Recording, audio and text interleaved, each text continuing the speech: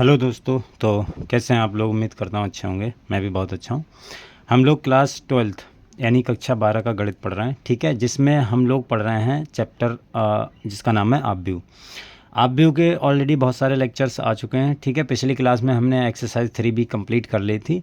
सारे के सारे सवाल हमने किए थे और जो एक जैसे सवाल थे वो मैंने आपको बोल दिया था, आप खुद से कर लेना, क्योंकि वैसे ही मैंने करवा रखे हैं, तो उसमें बस गुणा भाग करना और कुछ नई चीज़ है नहीं, ठीक है। तो वैसे छोड़े नहीं उसमें ज़्यादा सवाल, लेकिन ये ऐसे सवाल छोड़े हैं जो आप पे हो जाएंगे, ठीक है, टेंशन ना लीजिए। और मैंने सारे के सारे सवाल उसके मैंने करवा दिए हैं आपको। आज हम लोग पढ़ेंगे, इसमें अगला टॉपिक है परिवर्त आव्यूह। परिवर्त आव्यूह क्या होता है? इसे इंग्लिश में बोलते हैं ट्रांसपोज मैट्रिक्स, ठीक है। देखो, ज़्यादा थ्योरी में डिटेल में जाने की ज़रूरत है नहीं, मैं आपको सिंपल बता दे रहा हूँ। जैसे हमारे पास में कोई आव्यूह है, ठीक है, मान लो मेरे पास में ए आव्यूह है और इसमें कुछ इस प्रकार के अवयव हैं 1 3 5 6 7 8 और 8 और 1 2 2। ये मान लो हमारे पास में कोई आव्यूह है। अब बोला जाए कि इसका परिवर्त आव्यूह बताइए क्या होगा, यानी ट्रांसपोज मैट्रिक्स क्या होगा। तो देखो, ट्रांसपोज मैट्रिक्स को हम रिप्रेजेंट करते हैं ए डैश से या ए ट्रांसपोज से, ठीक है। ए डैश लिख दो आप, चाहे ए टी लिख दो। इसका मतलब होता है ए का मतलब परिवर्त आव्यूह, ठीक है, परिवर्त आव्यूह।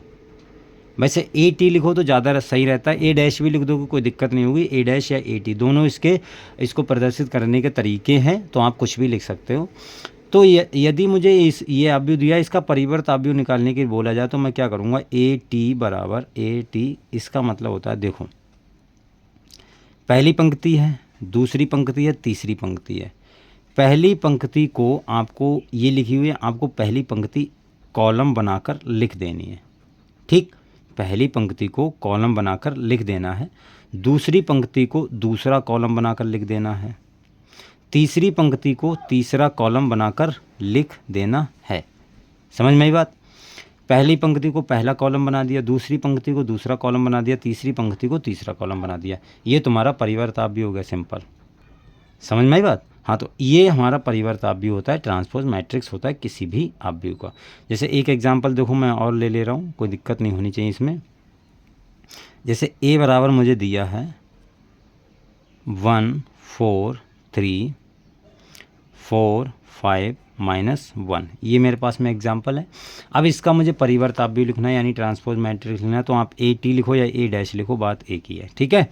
आपको क्या करना है, पहली पंक्ति को पहला कॉलम बना देना है, तो 1 4 3, और दूसरी पंक्ति को दूसरा कॉलम -1। ये हमारा परिवर्त आव्यूह हो गया, सिंपल, बस, और कुछ नहीं करना है इसमें, ठीक है। देखो, इसी से संबंधित बस इतना ही है इसमें परिवर्त आव्यूह में, ज़्यादा कुछ है नहीं, ठीक है। थ्योरी व्योरी के चक्कर में नहीं पड़ना। जैसे मैं इसमें एक सवाल है वो मैं आपको बताता हूँ। जैसे ए बराबर दिया है तो मैं 2 3 0 1, और बी बराबर तुम्हें दिया है 3 4 2 1। ये तुम्हें आव्यूह दिए हैं, हमसे पूछ रहा है तो सिद्ध करके बताना है हमको। ए बी का डैश बराबर बी डैश ए डैश, ठीक है। यानी ये कह रहा है कि आप पहले ए बी निकालो, उसका ट्रांसपोज, और बी का ट्रांसपोज, और ए के ट्रांसपोज का गुणा करें, वो इसके बराबर आना चाहिए। तो पहले आप ए बी निकाल लो। ए बी होगा क्या वो आप देख लेते हैं पहले। तो पहले हमें ए बी निकालना है। ए बी यानी 2 3 0 1, ये तो आपको गुणा करना तो आता होगा, बहुत हमने कर चुके हैं, बहुत सवाल कर लिए हैं गुणा वाले, तो आई होप आपको आता होगा, इसमें कोई दिक्कत नहीं होगी। तो देखो, गुणा करेंगे तो 2 3 6 प्लस 3 दूनी 6, इसका इससे किया गुणा, फिर इसका इससे, ये आता होगा, ठीक है। ये मैं बार बार अब हर बार सवाल में नहीं बता पाऊँगा, क्योंकि बार बार बताने में टाइम वो वेस्ट करना ना, आपको आता होगा सिंपल गुणा करना। 2 चौक 8, 3 एकम 3 प्लस 3, और 0 का इससे करोगे तो 0 प्लस 2, ठीक है, और इसका 0 प्लस 1, 0 का 4 से, 1 का 1 से, तो ये आ गया तुम्हारा ये वाला, ठीक है। इसमें देखो, इसको हल करके लिखेंगे तो 12, और ये आ गया तुम्हारा 8 3 11, और ये 2, और ये तुम्हारा 1, तो ये ए बी आ गया। अब इसका डैश निकालना है, यानी ये जो मैट्रिक्स है ये इसका ट्रांसपोज निकालना है, तो इसका ट्रांसपोज निकाल दो आप। तो क्या आएगा देखो, ए बी का डैश बराबर जो मैट्रिक्स आएगी पहली पंक्ति को पहला कॉलम बना देना है, तो 12 11 और 2 1। ठीक है, ये तुम्हारा ए बी डैश आ गया। इसको मान लो, चलो इसको ऐसे रखे रहने देते हैं। अब हम अगले, अब यहाँ पर आप एक चीज़ देखो, जो ए डैश तुम्हारे पास क्या आएगा, देखो ए डैश क्या आएगा तुम्हारे पास में, ए क्या लिखा हुआ है देखो 2 3 0 1, तो पहली पंक्ति को पहला इसका वो बना देंगे तो आ जाएगा 2 3 0 1। और बी डैश क्या आ जाएगा तुम्हारे पास में, बी डैश आ जाएगा 3 4 2 1। समझ में आई बात। देखो बी डैश ये दिया हुआ है, अगर आपको नहीं दिख रहा है आप सही है, इस वाले को पहली इसका पहला कॉलम बना दिया पहली पंक्ति को, दूसरे पंक्ति को पहला कॉलम बना दिया, दूसरा कॉलम बना दिया।